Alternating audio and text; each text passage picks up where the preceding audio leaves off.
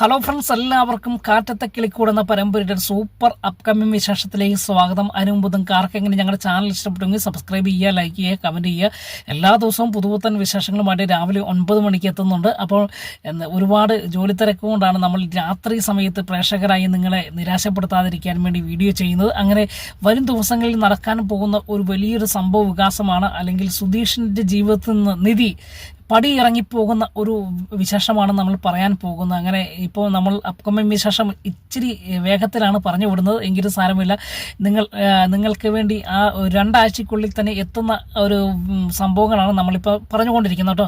അങ്ങനെ ഒരു ദിവസം സുധീഷും നിധിയുമായിട്ട് ഒരുപാട് വഴക്കുണ്ടാക്കുന്നുണ്ട്. അങ്ങനെ വഴക്കുണ്ടാക്കിയതിന് ശേഷം നിധി ഡിവോഴ്സിന് വേണ്ടി, അല്ലെങ്കിൽ തൻ്റെ ഐഡൻറ്റി കാർഡും പാൻ കാർഡും ഒക്കെ കിട്ടിയതിന് ശേഷം, തൻ്റെ സർട്ടിഫിക്കറ്റ് വരെ കിട്ടിയതിന് ശേഷം നിധി ഡിവോഴ്സ് ആവശ്യപ്പെടുകയാണ് കേട്ടോ.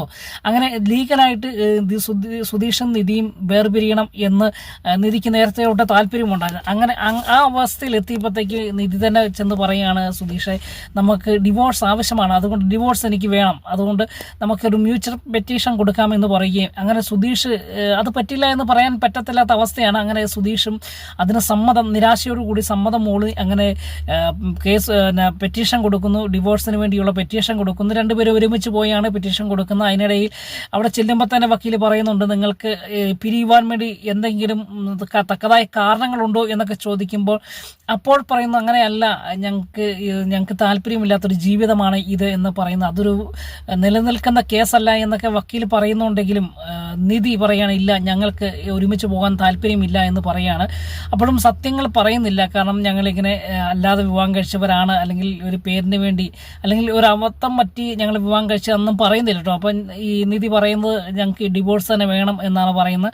അപ്പം വക്കീൽ പറയുന്ന ഒരു കാരണം വേണം എന്നൊക്കെ പറയുന്നുണ്ടെങ്കിലും നിധിക്ക് ഡിവോഴ്സ് വേണം എന്ന് നിർബന്ധം പിടിക്കുക. അങ്ങനെ സുധീഷിനെ കൊണ്ടും നിധി ഒപ്പിടിയിപ്പിക്കുക കേട്ടോ. മ്യൂച്വൽ പെറ്റീഷന് വേണ്ടി, അല്ലെങ്കിൽ രണ്ടുപേരുടെ സമ്മതത്തോടു കൂടിയാണ് ഞങ്ങൾ വേർപിരിക്കാൻ പോകുന്നത് എന്ന് ഒപ്പിടിയിക്കുകയാണ്. അപ്പം വക്കീൽ പറയുന്നുണ്ട്, ഒരു പക്ഷേങ്കിൽ കോടതി നിങ്ങളെ കൗൺസിലിങ്ങിന് വിടും, അങ്ങനെ ചിലപ്പോൾ നിങ്ങൾ ഒന്ന് ജീവിക്കാൻ പറഞ്ഞു ചില അവസരം തരുമായിരിക്കും എന്ന് പറയുന്നുണ്ട്. ആ സമയത്ത് നിധി പറയുന്നില്ല, ഞങ്ങൾക്ക് ഒരുമിച്ച് ജീവിക്കാൻ പറ്റത്തില്ല, ഞങ്ങൾക്ക് വേർപിരിയണം എന്ന് പറയുക കേട്ടോ.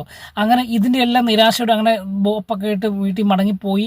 അതിനുശേഷം നിധിക്ക് വളരെ സന്തോഷമാണ്, എങ്കിൽ പോലും സുധീഷിൻ്റെ മനസ്സ് വളരെ തകർന്നു പോകുന്ന ഒരു ഭാഗമൊക്കെയാണ് കാണുന്നത്. അങ്ങനെ ഒരു ദിവസം സുധീഷ് മദ്യപിക്കാൻ തുടങ്ങി കേട്ടോ. അങ്ങനെ പുതിയ പുതിയ ശീലങ്ങൾ സുധീഷിന് ഉണ്ടാവുകയാണ്. കാരണം മ്യൂച്വൽ അല്ലെങ്കിൽ ഡിവോഴ്സിൻ്റെ പെറ്റീഷൻ കൊടുത്തു കഴിഞ്ഞു, ഇനിയിപ്പോൾ കോടതി ഡിവോഴ്സ് ആയിക്കഴിഞ്ഞാൽ നിധിയുടെ വഴി നോക്കി പോകുമെന്ന് സുധീഷിന് അറിയാം. അതുകൊണ്ട് തന്നെ ഇനി നിധിയുടെ മനസ്സിൽ കയറാൻ പറ്റുന്ന കാര്യമല്ല എന്നൊക്കെ സുധീഷിന് മനസ്സിലായപ്പോൾ സുധീഷ് പോയി ബാറിൽ പോയി മദ്യം കഴിക്കുകയും, മദ്യം ഒരിക്കലും നമ്മൾ കഴിക്കാൻ പാടില്ല, കാരണം നമ്മുടെ സമൂഹത്തിന് അത് ഏറ്റവും വലിയ കളങ്കമുള്ള കാര്യമാണ്. എങ്കിലും സുധീഷ് അത് ചെയ്യുക കേട്ടോ. സുധീഷിൻ്റെ സമനില തെറ്റിപ്പോയി, അല്ലെങ്കിൽ നിധി പോകുന്നതിൻ്റെ സങ്കടത്തിൽ പോയി മദ്യപിക്കുക. അതിനുശേഷം ആടിക്കുഴഞ്ഞ് വീട്ടിലെത്തുമ്പോൾ തൻ്റെ അച്ഛൻ വെളിയിൽ കേൾക്കുന്ന, തൻ്റെ അച്ഛൻ്റെ അടുത്ത് കുറച്ചു നേരം സംസാരിക്കുന്ന വഴക്കോട് കൂടി തുടങ്ങുന്ന കാര്യമാണ്. പക്ഷെങ്കിൽ ഭാസ്കരൻ സുധീഷിനോട് പറയണം, നീ ഒരു ആണാണോ, നീ കെട്ടിക്കൊണ്ട് വന്ന, നീ താലി കെട്ടിക്കൊണ്ട് വന്ന പെണ്ണല്ലേ, അവൾ പോലും നിന്നെ അംഗീകരിക്കുന്നില്ല, അവളുടെ ബെഡ്റൂമിൽ പോലും നിനക്ക് കയറാൻ അനുവാദമില്ലോടെ, പിന്നെ എന്തിനാണ് നീ എന്നോട് വഴക്കുണ്ടാക്കാൻ വരുന്നത് എന്ന് ചോദിച്ച് സുധീഷുമായിട്ടൊരു ചെറിയ വഴക്കുണ്ടാക്കി. അപ്പോൾ സുധീഷിൻ്റെ മനസ്സിൽ വാശി കയറ്റുക എന്നതാണ് ഭാസ്കരൻ ഉദ്ദേശിച്ചത്. അതായത് നിധി പറയുന്ന അനുസരിച്ച് നല്ലൊരു ഭർത്താവായി ജീവിക്കുവാൻ സുധീഷ് ശ്രമിക്കട്ടെ എന്നോർത്താണ് ഭാസ്കരൻ പറയുന്നത് കേട്ടോ. പക്ഷേങ്കിൽ ഇതെല്ലാം സുധീഷിന് കൊള്ളുകയാട്ടോ. രാത്രി നല്ല പൂസായിട്ടല്ല ഇരിക്കുന്നത്.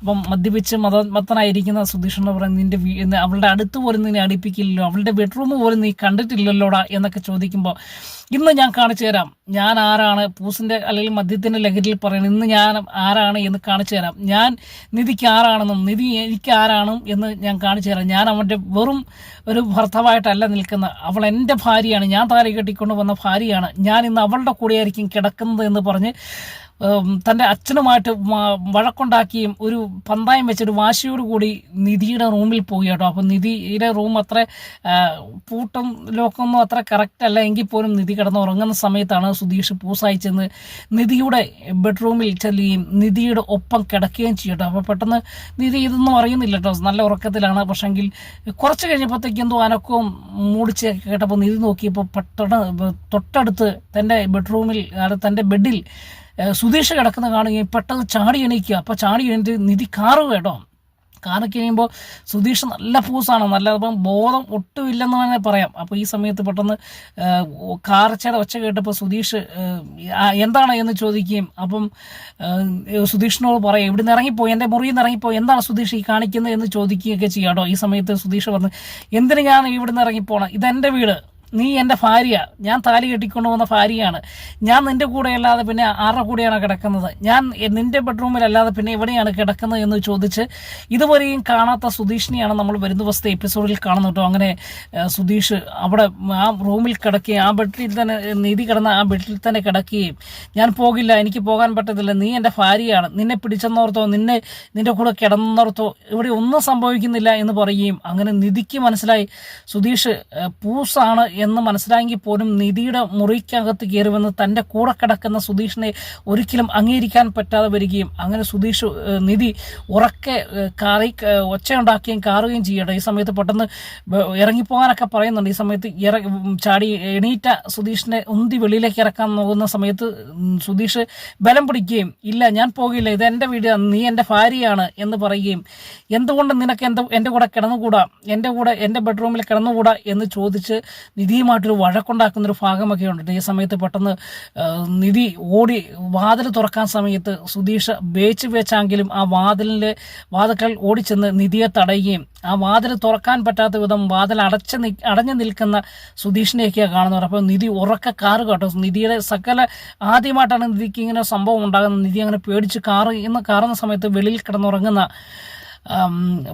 സുഭാഷും നികേഷും ഹരീഷും ഒക്കെ ഈ ശബ്ദം കേട്ട് ഓടിച്ചെല്ലുമ്പോഴത്തേക്ക് നിധിക്ക് വാതിൽ തുറക്കാൻ പറ്റാത്ത അവസ്ഥയാണ്. പെട്ടെന്ന് ഒടുവിൽ നിധി സുധീഷിനെ തള്ളിയിട്ടിട്ട് പൂസായിട്ട് നിൽക്കുന്നതുകൊണ്ട് തന്നെ പെട്ടെന്ന് തള്ളിയിട്ടിട്ട് വാതിൽ തുറക്കുമ്പോൾ പെട്ടെന്ന് സുഭാഷ് അകത്ത് കയറി വരുമ്പോൾ ബെഡ്റൂമിൽ അല്ലെങ്കിൽ നിധിയുടെ മുറിക്കകത്ത് സുധീഷ് കാണുന്ന ഒരു കാഴ്ചയാണ് കാണുന്നത് കേട്ടോ. അപ്പോൾ സത്യത്തിൽ സുഭാഷും പേടിച്ചു പോകുന്നുണ്ട്. സുഭാഷും അതുപോലെ ഹരീഷും നികേഷൊക്കെ അതിശയിച്ച് പോവുക കേട്ടോ. ഇതുവരെയും കാണാത്ത ഒരു സുധീഷിനെ കാണുകയും അങ്ങനെ സുധീഷിനെ എഴുന്നേൽപ്പിച്ച് നീ എന്നാടാ കാണിക്കുന്നതെന്ന് ചോദിക്കുമ്പോൾ സുഭാഷുമായിട്ട് സുധീഷ് വഴക്കുണ്ടാക്കുന്നൊരു ഭാഗമുണ്ട്. അങ്ങനെ സുഭാഷിനോട് ചോദിക്കുകയാണ് ഇത് എൻ്റെ ഭാര്യയാണ്, ഞാൻ താലി കെട്ടിക്കൊണ്ട് ഭാര്യയാണ്, ഇവളുടെ കൂടെ അല്ലാതെ ഞാൻ ആരുടെ കൂടെയാണ് കിടക്കുന്നതെന്ന് ചോദിക്കുകയാണ്. അപ്പോൾ നിധിയോടും ചോദിക്കുന്നുണ്ട് എന്ത് പറ്റി മോളെ എന്ന് നിധി പറയുന്നുണ്ട് സുധീഷ് നല്ല പൂസാന്ന് തോന്നുന്നു, എൻ്റെ മുറിയിൽ വന്ന് എൻ്റെ കൂടെ കിടക്കുകയായിരുന്നു എന്ന് പറയുകയാണ്. അപ്പോൾ സുഭാഷിന് ഇത് കേട്ടപ്പോൾ നല്ലൊരു ഫീലിംഗ് ഒക്കെ ഉണ്ടാകുന്നുണ്ട്, വേദനിക്കുന്ന ഒരു അനുഭവമൊക്കെ ഉണ്ട്. അപ്പോൾ പെട്ടെന്ന് സുധീഷിനോട് ചോദിക്കുകയും സുഭാഷിനോട് പറയുകയാണ് അതുപോലെ എൻ്റെ ഭാര്യയുടെ കൂടെ ഞാനല്ലാതെ പിന്നെ ആരാണ് കിടക്കുന്നത്, ഞാൻ ഇവിടെ തന്നെ കിടക്കത്തുള്ളൂ എന്ന് പറയാം. അപ്പോൾ സുഭാഷ് നീ ഇറങ്ങിപ്പോളാ എന്ന് പറയുകയും അല്ലെങ്കിൽ നീ എന്നാടാ സുധീഷായി കാണിക്കുന്നത് എന്ന് ചോദിച്ച് നീ കള്ള് കുടിച്ചിട്ടുണ്ടല്ലേ എന്നൊക്കെ ചോദിക്കുന്നുണ്ടോ. ഈ സമയത്തും അതിനിപ്പോൾ എന്നാ ഞാൻ എൻ്റെ ഭാര്യയുടെ കൂടെ കിടക്കും, ഞാൻ ഇവിടുന്ന് പോകുകയില്ല, ആര് പറഞ്ഞാലും ഞാൻ പോകുകയില്ല, അതിന് എനിക്ക് അവകാശപ്പെട്ടതാണ് ഈ നിധി, അപ്പം നിധിയുടെ കൂടെയല്ലാതെ ഞാൻ ആരുടെ കൂടെയാണ് കിടക്കേണ്ടത് എന്ന് ചോദിക്കുമ്പോൾ സുഭാഷ് ഒറ്റയടിയാട്ടോ സുധീഷിൻ്റെ ചെവിക്കലിൻ്റെ. ആ സമയത്ത് പെട്ടെന്ന് സുധീഷ് അങ്ങ് നിലത്തേക്ക് വീണ്ടും സുധീഷ് ചാടി എന്നിട്ട് പറയുകയാണ് പൂസോട് കൂടി ചാടി നിങ്ങൾ എന്നാ ചെയ്താലും എനിക്ക് ഇവളുടെ കൂടെ ഞാൻ ഇന്ന് കിടക്കുള്ളൂ, എനിക്ക് എൻ്റെ ഭാര്യയാണ് ഇവള്, എന്തുകൊണ്ടാണ് സുധീഷേട്ടൻ ചോദിച്ചു നോക്കി, ഞാൻ അവളെ താലി കെട്ടിക്കൊണ്ട് വന്നതല്ലേ, അവളുടെ കൂടെ അല്ലാതെ പിന്നെ ഞാൻ ആരുടെ കൂടെയാണ് കിടക്കേണ്ടത് എന്ന് ചോദിക്കാൻ പറയാട്ടോ. ഈ സമയത്ത് സുഭാഷ് പറഞ്ഞു സുധീഷ നീ പരിധി വിടുന്നുണ്ട്, നീ നല്ല മദ്യം കഴിച്ചിട്ടുണ്ട്, നീ പെട്ടെന്ന് വെളിയിറങ്ങാൻ വീണ്ടും പറയാട്ടോ. ഈ സമയത്ത് ഇല്ല ഞാൻ ഇറങ്ങില്ല, ഞാൻ ഇവളുടെ കൂടെ തന്നെ കിടക്കത്തുള്ളൂ, പിന്നെ ആരുടെ കൂടെയാണ് കിടക്കുന്നത് ചോദിക്കുമ്പോൾ സുഭാഷിന് വീണ്ടും ദേഷ്യം വരികയും വീണ്ടും ചെവിക്കലിന് തൊട്ടി അടി കൊടുക്കുന്നുണ്ട്. ഈ സമയത്ത് പെട്ടെന്ന് അടി കൊണ്ട് നല്ല വേദന എടുത്ത സുഭാഷിന് നേരെ ആദ്യമായിട്ട് വീണ്ടും കൈ പൊക്കുന്നൊരു ഭാഗമുണ്ട്. ഈ സമയത്ത് ഹരീഷ് സുധീഷ് എന്ന് വിളിക്കുക കേട്ടോ. ഈ പെട്ടെന്ന് ആ സമയത്ത് സ്റ്റില്ലായി പോവുക സുധീഷ്, അടിക്കാൻ പറ്റാതെ വരികയും അങ്ങനെ സുഭാഷിന് നേരെ സുധീഷ് കൈ പൊക്കുന്ന ഒരു സംഭവങ്ങളൊക്കെ വരുന്ന ദിവസത്തെ എപ്പിസോഡിലുണ്ട്. ഒടുവിൽ വലിച്ചിറക്കി സുധീഷിനെ വെളിയിൽ കൊണ്ടുപോവുകയും അങ്ങനെ വെളിയിലിറക്കി വിടുകയും ചെയ്തു. അങ്ങനെ നിധിയോട് സുഭാഷ് പറയണം മോളെ ക്ഷമിക്കണം, അവൻ ആദ്യമായിട്ട് ഇങ്ങനെ മദ്യപിച്ച് വരുന്നത് എന്താണെന്നൊന്നും അറിയത്തില്ല, എന്തായാലും മോള് പേടിക്കേണ്ട, അകത്ത് കയറി കിടന്നോളാൻ പറയുകയും അങ്ങനെ നിധി പൊട്ടിക്കരഞ്ഞുകൊണ്ട് ആ ബെഡ്റൂമിൽ കിടക്കുന്ന ഉറങ്ങുന്നൊന്നുമില്ല, പേടിച്ച് ഇരിക്കുന്ന ഒരു അനുഭവമൊക്കെ വരുന്ന ദിവസത്തെ എപ്പിസോഡ് കാണാം. അതിനുശേഷം സുധീഷ് അതൊക്കെ മറന്നുപോയി, പൂസായി അങ്ങ് വീണുപോയി. അതിനുശേഷം രാവിലെ കാണുന്ന കാഴ്ച എന്ന് പറയുന്ന നിധി വളരെ നിരാശയോടുകൂടി കുറച്ചധികം സമയമായിട്ട് നിധിനെ കാണുന്നില്ല. കാണാതെ വരുമ്പോൾ എല്ലാവരും വാതിക്കൽ വന്ന് നിൽക്കുക, വാതിക്കൽ ചെന്ന് വിളിക്കുവാനും മടിയുണ്ട്. പക്ഷെങ്കിൽ രാവിലെ എഴുന്നേറ്റ് എല്ലാം ഫ്രഷാകുന്ന ഒരു അനുഭവം കണ്ട് നിരാശയോടുകൂടി ഫ്രഷാകുന്നത് ഇത് നികേഷും ഹരീഷും അതുപോലെ സുഭാഷും കണ്ടതാണ്. അതിനുശേഷം മുറിയിൽ കയറി കഴിഞ്ഞ് നിധി പെട്ടെന്ന് വലിയധികം സന്തോഷമൊന്നുമില്ലാതെ നിരാശയോടുകൂടി ചേട്ടാ ഞാൻ ജോലിക്ക് പോവുകയാണ് എന്ന് പറഞ്ഞ് അതിനിടയ്ക്ക് നിധിക്ക് ജോലിയൊക്കെ കിട്ടുന്നുണ്ട് കേട്ടോ. ജോലിക്ക് പോവുകയാണ് എന്ന് പറഞ്ഞ് ജോലിക്ക് പോകുന്നു. അതിനുശേഷം ജോലിക്ക് ഇടയിൽ നിധിയുടെ ആ ജോലി സ്ഥലത്തെ കൂട്ടുകാരിയുമായിട്ട് നിധി ബന്ധപ്പെടുകയും അല്ലെങ്കിൽ സംസാരിക്കുകയും തനിക്കൊരു ഹോസ്റ്റൽ വേണം അല്ലെങ്കിൽ ഒരു മുറി വേണം എന്ന് പറയുകയും അങ്ങനെ നിധിയുടെ കൂട്ടുകാരി വഴി നിധിക്കൊരു ഹോസ്റ്റൽ അറേഞ്ച് ചെയ്ത് കൊടുക്കുക കേട്ടോ. അങ്ങനെ എല്ലാം ഉറപ്പിച്ചതിന് ശേഷം കുറച്ച് അഡ്വാൻസ് ഒക്കെ കൊടുത്തിട്ട് നിധി രാത്രിയിൽ തന്നെ അല്ലെങ്കിൽ ആ ജോലി സമയത്ത് തന്നെ സുഭാഷിൻ്റെ ജോലി സ്ഥലത്തേക്ക് എത്തി കേട്ടോ. അല്ലെങ്കിൽ സുഭാഷിൻ്റെ ജോലി സ്ഥലത്തെത്തി സുഭാഷേട്ടനോട് പറയുകയാണ്, സുഭാഷേട്ട ഞാൻ ഇനി അവിടെ ആ വീട്ടിൽ താമസിക്കുന്നില്ല, കാരണം എനിക്കത് പറ്റില്ല, ഞാൻ വേറൊരു സ്ഥലത്തേക്ക് മാറുകയാണ് എന്ന് പറയാം. അപ്പോൾ ഇത് കേട്ടപ്പോൾ സുഭാഷിന് ഞെട്ടലാണ് അനുഭവപ്പെടുന്നത്. പക്ഷെങ്കിൽ അത് ഇനി നിധിയെ അവിടെ പിടിച്ചു നടത്താൻ പറ്റത്തില്ല, അതുപോലത്തെ അനുഭവമാണ് രാത്രി നിധിക്ക് ഉണ്ടായത് എന്ന് സുഭാഷിന് അറിയാം. അതുകൊണ്ട് തന്നെ മോളെ ഞാൻ എന്ത് ചെയ്യാനാ, അവൻ ഇങ്ങനെ സംഭവിച്ചത് കൊണ്ടാണ് മോള് ഇപ്പം മാറണം എന്ന് പറയുന്നത് എനിക്കറിയാം. പക്ഷെങ്കിൽ ഞാനതിനൊന്നും പറയുന്നില്ല.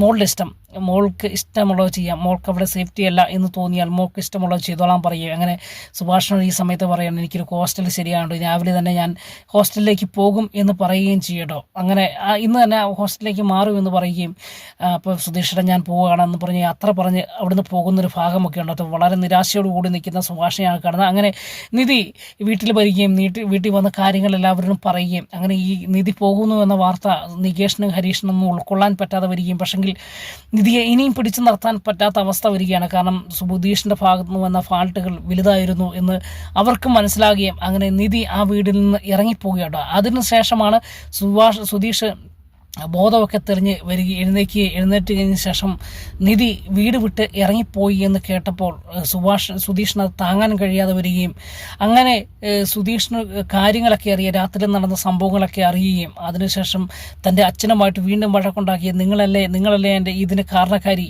നിധി പോയതറിഞ്ഞില്ലേ എന്നൊക്കെ ചോദിച്ചപ്പോൾ സുധീഷിൻ്റെ അച്ഛൻ പറയുന്നത് നിന്നോട് ഞാൻ എന്താണ് പറഞ്ഞത്, നീ എന്താണ് ചെയ്തതെന്ന് നിനക്ക് മനസ്സിലായോ, നിന്നോട് ഞാൻ പറഞ്ഞത് നിൻ്റെ ഭാര്യനെ കൂടെ കിടക്കണമെങ്കിൽ നീ അതിനനുസരിച്ച് ജീവിക്കണമായിരുന്നു, അല്ലെങ്കിൽ നീ അവൾ പറയുന്നതനുസരിച്ച് അവൾക്കൊരു ആഗ്രഹമുണ്ടല്ലോ അതുപോലെ ജീവിക്കണം എന്നാണ് ഞാൻ ഉദ്ദേശിച്ചത്. പക്ഷെങ്കിൽ നീ ഇന്നലെ രാത്രി കാണിച്ചത് വെറും തെമ്മാടിത്തരമായി പോയി. നീ ആ പെൺകുട്ടിയുടെ റൂമിൻ്റെ അകത്ത് കയറി അവളെ ബലാത്സംഗം ചെയ്യാൻ ശ്രമിച്ചില്ലടാ എന്ന് ചോദിക്കുകയും അതിന് മറുപടിയില്ലാതെ നിൽക്കുകയും ചെയ്യുന്ന സുധീഷിനെയൊക്കെയാണ് വരുന്ന ദിവസത്തെ എപ്പിസോഡിൽ കാണുന്നത്. അപ്പോൾ എന്തായാലും അങ്ങനെ നിധി ആ വീട് വിട്ട് എന്നേക്കുമായി ഇറങ്ങിപ്പോകുന്നൊരു ഭാഗമൊക്കെ വരുന്ന ദിവസത്തെ എപ്പിസോഡിൽ കാണാം. അപ്പം അപ്കമ്മിങ് വിശേഷമാണ് പറയുന്നത്.